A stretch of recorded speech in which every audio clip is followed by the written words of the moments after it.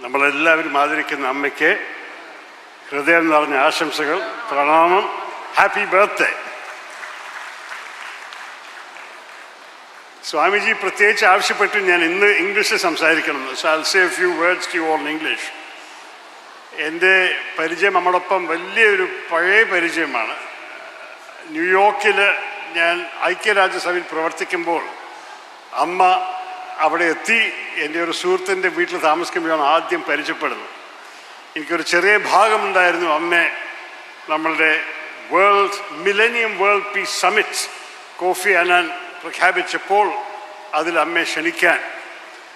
I was just saying that I had the great honor of meeting Mata Amritanandamayi ji, our beloved Amma, back 26 years ago when I was working for the United Nations in New York, and she visited the city, stayed at the home of a friend where I first met her, and I played a small part in having her invited by Secretary General Kofi Annan to address the Millennium World Peace Summit at the United Nations in 2000. That day, the Mother of Compassion spoke in Malayalam, and Malayalam was heard in the august assembly for the first time. But it was not merely the language that echoed in the hall, it was music, it was prayer, it was light. For every Malayali, that moment will always remain an imperishable crown of pride.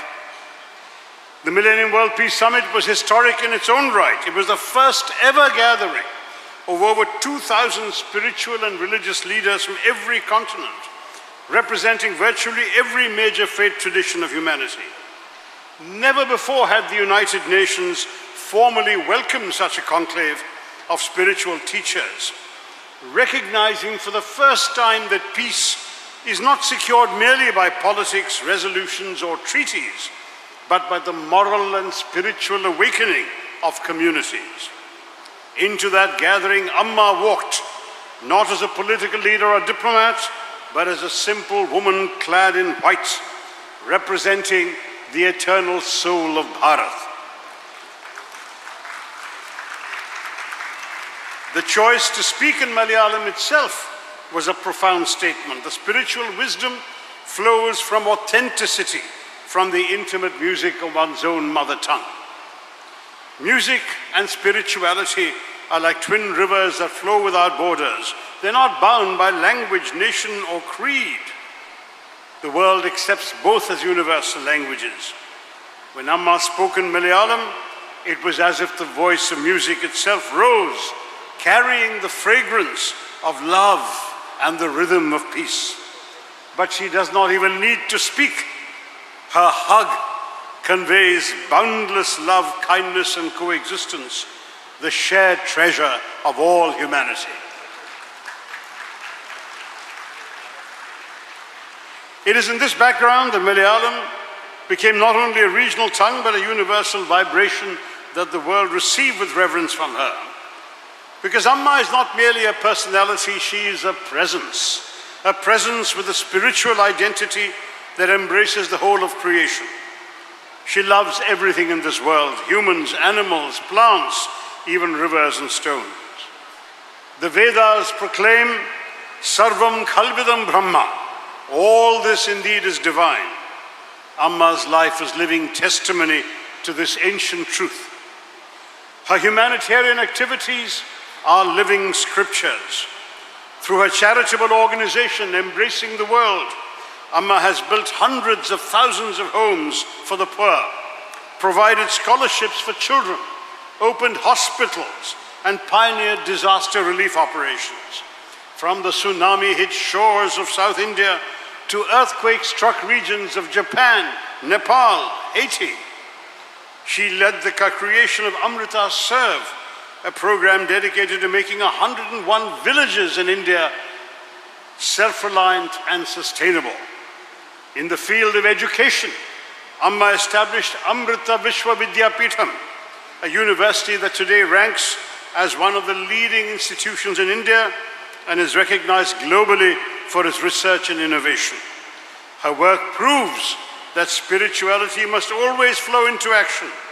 Compassion cannot remain only as words, but must become tangible service to humankind. Sound, in fact, is the first scripture. The Vedas themselves are Shruti, heard, not written. From sound emerged prayer, from vibration emerged language, from rhythm emerged the song of life. The universe in its vastness is cloaked in darkness, but life is the expression of light energy within that darkness. Amma teaches us that that light is within each of us, and when kindled, it spreads not only in our inner world, but radiates into the universe itself. Her Malayalam words of the United Nations may not have been understood by everybody, but her compassion, her message of peace, her spiritual vibration, all were understood by every heart present. Leaders and delegates rose in reverence, honoring Amma, and through her, honoring Malayalam, Kerala, and Bharat or India themselves. Today the world trembles with conflicts and divisions. In such times, spirituality must be our greatest strength. A song, a prayer, a compassionate word, all can unite beyond borders. Amma's speech was such a song, an eternal event, a living echo that continues to inspire. Since 2000, the United Nations has increasingly recognized the importance of spirituality and culture in peace building.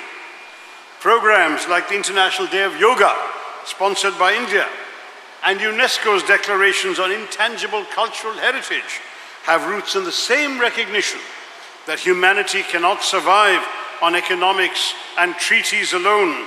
It must breathe through the shared values and inner awakening of all of us.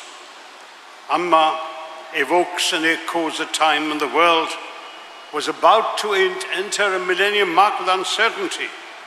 And this is why I'm so pleased to launch the UNESCO Chair on Assistive Technologies here today. Friends, music, spirituality, and Amma's embrace teach us one truth, one world, one family, one light amid the darkness. Through education, let us nurture it. Through culture, let us preserve it. Through language, let us proclaim it. And through spirituality, let us love it. Then only will true world peace be born. Let us bow in gratitude to Amma, who turned her hugs into a universal music for peace, and who teaches us that the true light of the universe is the love that we carry within our own hearts, the love she bestows upon all of us. Happy birthday once again, Amma. May God give you many years in the service of humanity. Namaskaram, pranamam, Jai Hind.